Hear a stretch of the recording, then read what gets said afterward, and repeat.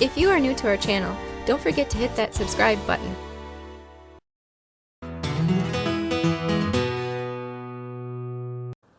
Planting herbs, whether you buy them from your garden center or starting them from seed indoors, can be planted really anytime during the growing season as long as you give them enough time in order to reach their genetic potential.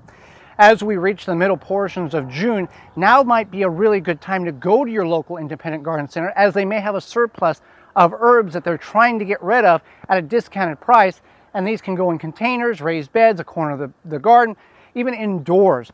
We've got some that we started indoors many weeks ago, and they have taken a hit and have suffered some damage because of the hardening off process. We wanted to get them acclimated. They kind of dried out too much, they got too cold, but they're still alive and they're still going to do relatively well. We've got some lavender here. People find it very difficult to start lavender and grow lavender. We've had very good success with lavender. We've got some mammoth basil, looking a little rough, but it'll be fine. Dark basil. We've got some rosemary over here, and we're just going to put it in this bed.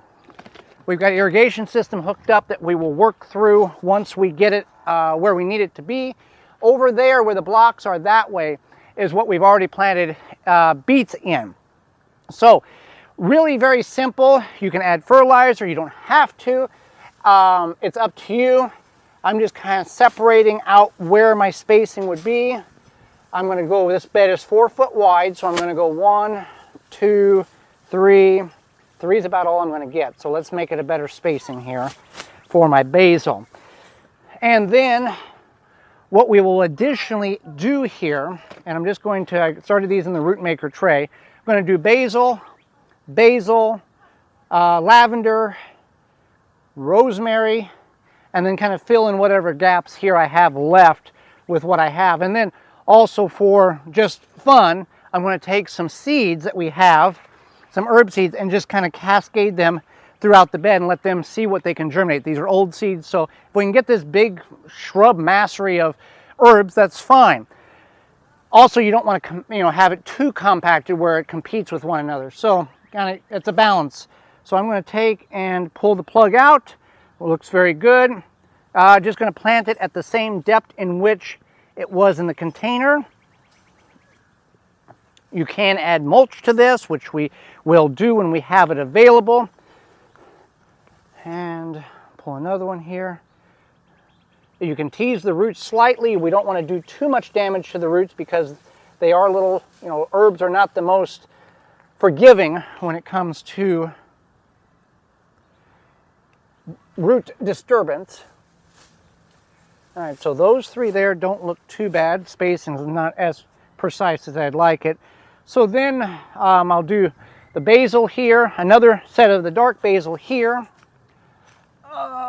And we want to space, I'm spacing these 6, 14 inches, that's 12 there, and there's 5 inches off the edge of the bed.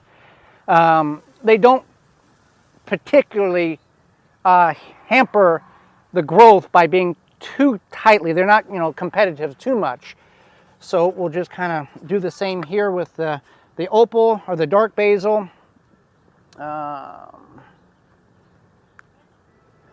Plant that there. Put a little bit, there we go, got that going. So it's pretty simple to do plant the herbs.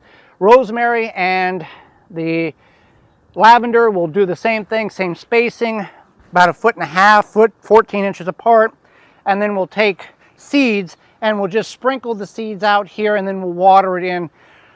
Very easy to do. So herbs, there's never a wrong time to start herbs. One of the most expensive items you can buy at the grocery store.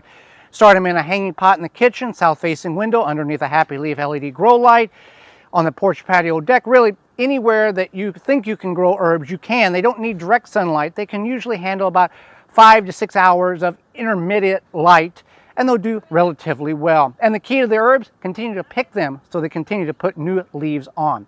Thanks for watching. Join me again next time for more organic gardening. For more information, please visit thewisconsinvegetablegardener.com.